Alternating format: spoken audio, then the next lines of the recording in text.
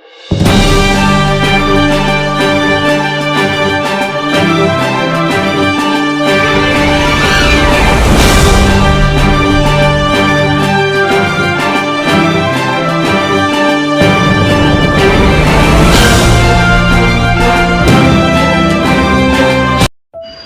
Friends, నేను మీ శ్రేభిలాషి JS గోజర్.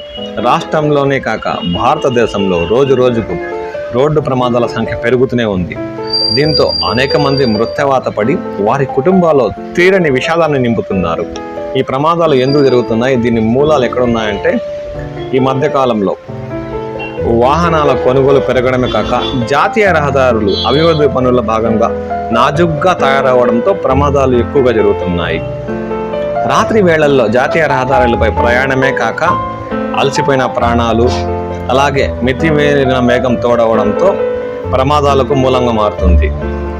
భారతదేశంలోని UP రాష్ట్రం లక్నో ఢిల్లీ జాతీయ రహదారిపై బ్రిడ్జ్ ఘాట్ టోల్ ప్లాజా వద్ద ఆగి ఉన్న లారీని వెనక నుండి కారు ఢీకొన్న ప్రమాదంలో రాత్రి 12:30 దాదాపు 6 మంది ఈ ప్రమాదంలో మృతి చెందినట్లు స్థానిక పోలీస్ అధికారి తెలిపారు. ఆ ప్రమాదం ఏంటో, దాని విషయాలంటూ మనం ఈ వీడియోలో తెలుసుకుందాం.